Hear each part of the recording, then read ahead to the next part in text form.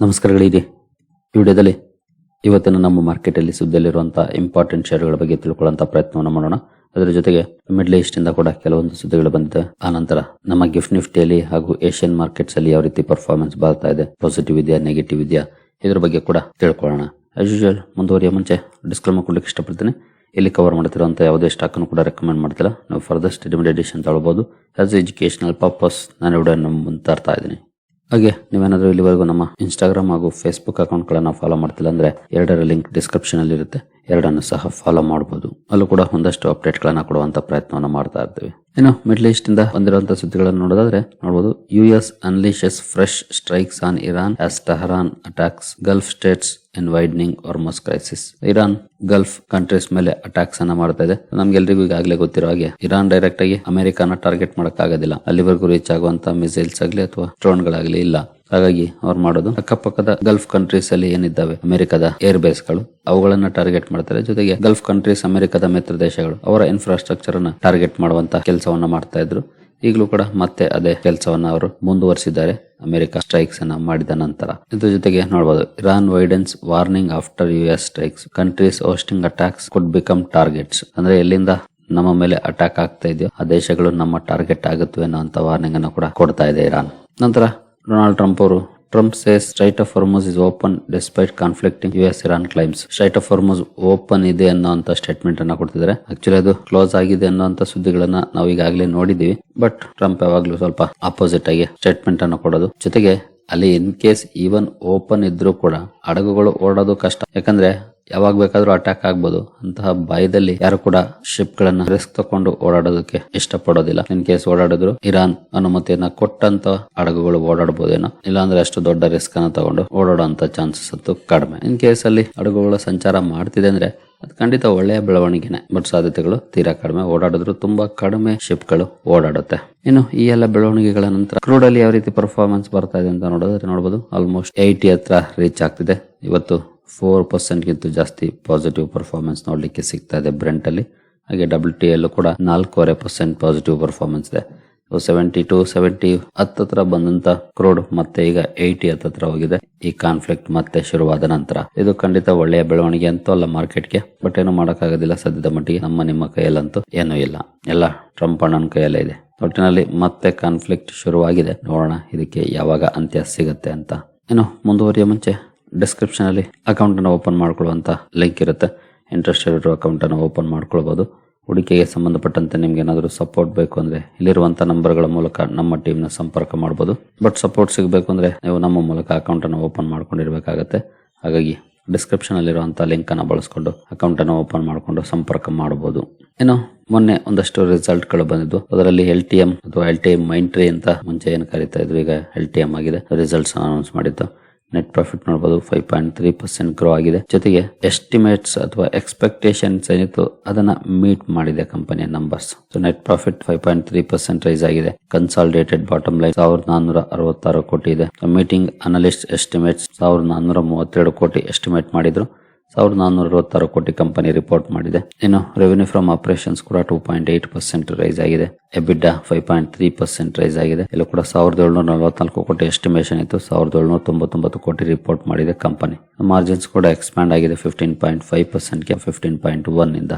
Highlights ನೋಡಬಹುದು. Net profit, revenue, EBIT, margins ಯಾವ ರೀತಿ ರೈಸ್ ಆಗಿದೆ ಅಂತ. LTM ಮೈಂಟ್ರಿ ಫೋಕಸ್ ಅಲ್ಲಿ ಇರುತ್ತೆ. ಇವತ್ತು ವಾಚ್ ಮಾಡಬಹುದು ಸ್ಟಾಕ್ ಅನ್ನ ಯಾವ ರೀತಿ ರಿಯಾಕ್ಷನ್ ಇರುತ್ತೆ ಈ ಸುದ್ದಿಗೆ ಅಂತ. ಇನ್ನು ಅವಿನಿ ಸೂಪರ್ ಮಾರ್ಟ್ಸ್ ಅಥವಾ ಡಿ ಮಾರ್ಟ್ ಕೂಡ ನಿನ್ನೆ ರಿಸಲ್ಟ್ ಅನ್ನು ಅನೌನ್ಸ್ ಮಾಡಿತ್ತು, ಅಂದ್ರೆ ಶನಿವಾರ. ನೆಟ್ ಪ್ರಾಫಿಟ್ ನೋಡಬಹುದು 12.8% ರೈಸ್ ಆಗಿದೆ. 936 ಕೋಟಿ. ಲಾಸ್ಟ್ ಇಯರ್ 830 ಕೋಟಿ ಇತ್ತು. ಹಾಗೆ ಎಸ್ಟಿಮೇಟ್ ನೋಡಬಹುದು 964 ಕೋಟಿ ಮಾಡಿದ್ರು. 936 ಕೋಟಿ ಕಂಪನಿ ರಿಪೋರ್ಟ್ ಮಾಡಿದೆ. ರೆವೆನ್ಯೂ 15.1% ರೈಸ್ ಆಗಿದೆ. EBITDA 16.2% ರೈಸ್ ಆಗಿದೆ. 1517 ಕೋಟಿ ಎಸ್ಟಿಮೇಟ್ ಮಾಡಿದ್ರು. 1526 ಕೋಟಿ ರಿಪೋರ್ಟ್ ಮಾಡಿದೆ ಕಂಪನಿ. ಹಾಗೆ ಮಾರ್ಜಿನ್ 8.3% ಇದೆ. 8.2 ಇಂದ 8.3 ಅಪ್ ಆಗಿದೆ. 8.26 ಎಸ್ಟಿಮೇಟ್ ಮಾಡಿದ್ರು. ಇಲ್ಲಿ ಕೂಡ ಎಸ್ಟಿಮೇಟ್ ಬೀಟ್ ಆಗಿದೆ. ನೋಡೋಣ ಸ್ಟಾಕ್ ಅಲ್ಲಿ ಯಾವ ರೀತಿ ರಿಯಾಕ್ಷನ್ ಬರುತ್ತೆ ಅಂತ. But same store sales growth ಏನಿದೆ ಅದರಲ್ಲಿ ಸ್ವಲ್ಪ ವೀಕ್ನೆಸ್ ಕಂಡು ಬಂದಿರೋ ಬಗ್ಗೆ ಅಪ್ಡೇಟ್ ಬಂದಿದೆ. ಹಾಗಾಗಿ ಅದಕ್ಕೆ ತಕ್ಕಂತೆ ರಿಯಾಕ್ಷನ್ ಬರಬಹುದು ಸ್ಟಾಕ್ ಅಲ್ಲಿ. ವಾಚ್ ಮಾಡಬಹುದು ಇವತ್ತು ಅವಿನಿ ಸೂಪರ್ ಮಾರ್ಟ್ಸ್ ಯಾವ ರೀತಿ ರಿಯಾಕ್ಷನ್ ಬರುತ್ತೆ ಅಂತ. ಇನ್ನು ಅವಾಂಟೆಲ್ ಕೂಡ ಶನಿವಾರ ರಿಸಲ್ಟ್ ಅನ್ನು ಅನೌನ್ಸ್ ಮಾಡಿದೆ. ನೆಟ್ ಪ್ರಾಫಿಟ್ ಅಂತ ನೋಡಬಹುದು 67% ಜಂಪ್ ಆಗಿದೆ. ಲಾಸ್ಟ್ ಇಯರ್ 3.2 crores ಇತ್ತು, ಈಗ 5.4 crore ರಿಪೋರ್ಟ್ ಮಾಡಿದೆ. ರೆವಿನ್ಯೂ ಫ್ರಮ್ ಆಪರೇಷನ್ಸ್ ಕೂಡ 35.7% ರೈಸ್ ಆಗಿದೆ. 51 ಅಥವಾ ನಿಯರ್ಲಿ 52 ಕೋಟಿಯಿಂದ 70 ಕೋಟಿಗೆ ಜಂಪ್ ಆಗಿದೆ. ಇನ್ನು ಎಬಿಟಾದಲ್ಲೂ ಕೂಡ 66% ಅಪ್ ಆಗಿದೆ. ಒಳ್ಳೆ ಪರ್ಫಾರ್ಮೆನ್ಸ್ ಇದೆ. ನೋಡೋಣ ಸ್ಟಾಕ್ ಅಲ್ಲಿ ಯಾವ ರೀತಿ ರಿಯಾಕ್ಷನ್ ಬರುತ್ತೆ ಅಂತ. ಇನ್ನು ಎಕ್ಸಾಟೋ ಟೆಕ್ನಾಲಜೀಸ್ ಲಿಮಿಟೆಡ್ ಇವತ್ತು ಫೋಕಸ್ ಅಲ್ಲಿ ಇರುತ್ತೆ. ಕಾರಣ ಕಂಪನಿಯಲ್ಲಿ ವಿಜಯ್ ಕೇಡಿಯಾ ಅವರು ಸ್ಟೇಕ್ ತಗೊಂಡಿರೋ ಬಗ್ಗೆ ಸುದ್ದಿ ಬಂದಿದೆ. ಈ ಸುದ್ದಿ ಕಾರಣಕ್ಕೆ ಸ್ಟಾಕ್ ಫೋಕಸ್ ಅಲ್ಲಿ ಇರುತ್ತೆ. ಶುಕ್ರವಾರನೇ ಆಲ್ಮೋಸ್ಟ್ 20% ರ್ಯಾಲಿ ನೋಡ್ಲಿಕ್ಕೆ ಸಿಕ್ಕಿದೆ ಸ್ಟಾಕ್ ಅಲ್ಲಿ. ಇವತ್ತು ಯಾವ ರೀತಿ ಪರ್ಫಾರ್ಮೆನ್ಸ್ ಬರುತ್ತೆ ವಾಚ್ ಮಾಡಬಹುದು ಈ ಸುದ್ದಿ ಬಂದ ನಂತರ. ಇನ್ನು ಟಾಟಾ ಮೋಟಾರ್ಸ್ ಪ್ಯಾಸೆಂಜರ್ ವೆಹಿಕಲ್ ಸುದ್ದಿಯಲ್ಲಿರುತ್ತೆ. ಕಾರಣ company Sierra jubilee edition launch ಮಾಡಿದೆ. ಈ ಲಾಂಚ್ ನ ಕಾರಣಕ್ಕೆ ಸ್ಟಾಕ್ ಫೋಕಸ್ ಅಲ್ಲಿ ಇರುತ್ತೆ. TMPV ಅಥವಾ ಟಾಟಾ ಮೋಟಾರ್ಸ್ ಪ್ಯಾಸೆಂಜರ್ ವೆಹಿಕಲ್ಸ್ ಅನ್ನು ಕೂಡ ವಾಚ್ ಮಾಡಬಹುದು. ನಂತರ ಡಾಕ್ಟರ್ ರೆಡ್ಡಿಸ್ ಲ್ಯಾಬೊರೇಟರೀಸ್ ಸುದ್ದಿಯಲ್ಲಿರುತ್ತೆ. ಕಾರಣ ಕಂಪನಿಯ ಒಂದು ಮೆಡಿಸಿನ್ ಸೆಮಾಗ್ಲೂಟೈಡ್ ಅಪ್ ಟು ಅಕ್ಟೋಬರ್ ವರೆಗೂ ಕೂಡ ಅವೈಲೇಬಲ್ ಇರಲ್ಲ ಅನ್ನೋ ಅಪ್ಡೇಟ್ ಅನ್ನ ಕೊಟ್ಟಿದೆ. ಈ ಸುದ್ದಿ ಕಾರಣಕ್ಕೆ ಫೋಕಸ್ ಅಲ್ಲಿರುತ್ತೆ. ಇದನ್ನು ಸಹ ವಾಚ್ ಮಾಡಬಹುದು. ಇನ್ನು NTPC ಲಿಮಿಟೆಡ್ ಕೂಡ ಸುದ್ದಿಯಲ್ಲಿರುತ್ತೆ. ಕಾರಣ ಕಂಪನಿ 20,450 ಕೋಟಿ ಹೂಡಿಕೆ ಮಾಡಲಿಕ್ಕೆ ಅಪ್ರೂವಲ್ ಅನ್ನ ಕೊಟ್ಟಿದೆ. Lara super power thermal plant ಅಲ್ಲಿ ಈ ಇನ್ವೆಸ್ಟ್ಮೆಂಟ್ ಕಾರಣಕ್ಕೆ ಸ್ಟಾಕ್ ಫೋಕಸ್ ಅಲ್ಲಿರುತ್ತೆ. NTPC ಅನ್ನು ಕೂಡ ವಾಚ್ ಮಾಡಬಹುದು. ನಂತರ ರೈಟ್ಸ್ ಲಿಮಿಟೆಡ್ ಸುದ್ದಿಯಲ್ಲಿರುತ್ತೆ. ಕಾರಣ ಕಂಪನಿಯ ಕನ್ಸಾರ್ಷಿಯಂಗೆ 70 ಕೋಟಿ ಆರ್ಡರ್ ಸಿಕ್ಕಿದೆ. ಈ ಆರ್ಡರ್ ಕಾರಣಕ್ಕೆ ಸ್ಟಾಕ್ ಫೋಕಸ್ ಅಲ್ಲಿರುತ್ತೆ. ರೈಟ್ಸ್ ಲಿಮಿಟೆಡ್ ಅನ್ನು ಕೂಡ ವಾಚ್ ಮಾಡಬಹುದು. ಇನ್ನು ಲಕ್ಸ್ ಇಂಡಸ್ಟ್ರೀಸ್ ಕೂಡ ಸುದ್ದಿಯಲ್ಲಿರುತ್ತೆ. ಕಾರಣ ಕಂಪನಿ ವೆಸ್ಟ್ ಬೆಂಗಾಲ್ ಅಲ್ಲಿ 600 ಕೋಟಿ ಇನ್ವೆಸ್ಟ್ ಮಾಡೋ ಮೂಲಕ ತನ್ನ ಮ್ಯಾನುಫ್ಯಾಕ್ಚರಿಂಗ್ ಕೆಪಾಸಿಟಿ ಜಾಸ್ತಿ ಮಾಡ್ಕೊಳ್ಳೋಕೆ ಹೊರಟಿದೆ. ಈ ಸುದ್ದಿ ಕಾರಣಕ್ಕೆ ಫೋಕಸ್ ಅಲ್ಲಿರುತ್ತೆ. ಲಕ್ಸ್ ಇಂಡಸ್ಟ್ರೀಸ್ ಅನ್ನು ಕೂಡ ವಾಚ್ ಮಾಡಬಹುದು. ಇನ್ನು ಮ್ಯಾನ್ಕೈಂಡ್ ಫಾರ್ಮಾ ಕೂಡ ಸುದ್ದಿಯಲ್ಲಿರುತ್ತೆ. ಕಾರಣ ಕಂಪನಿ ಬ್ರಾಡ್ವೇ ಹಾಸ್ಪಿಟಾಲಿಟಿ ಸರ್ವಿಸಸ್ ಅಲ್ಲಿ 100% ಸ್ಟೇಕ್ ಅನ್ನು ಮಾರಾಟ ಮಾಡುವಂತ ನಿರ್ಧಾರವನ್ನು ಮಾಡಿದೆ 49 ಕೋಟಿಗೆ. ಈ ಸ್ಟೇಕ್ ಮಾರಾಟದ ಕಾರಣಕ್ಕೆ ಸ್ಟಾಕ್ ಫೋಕಸ್ ಅಲ್ಲಿರುತ್ತೆ. ಮ್ಯಾನ್ಕೈಂಡ್ ಫಾರ್ಮಾ ಕೂಡ ವಾಚ್ ಮಾಡಬಹುದು ಯಾವ ರೀತಿ ಇರುತ್ತೆ ಇವತ್ತು ರಿಯಾಕ್ಷನ್ ಅಂತ. ಏನು ಗುಡ್ ಲಕ್ ಇಂಡಿಯಾ ಫೋಕಸ್ ಅಲ್ಲಿರುತ್ತೆ.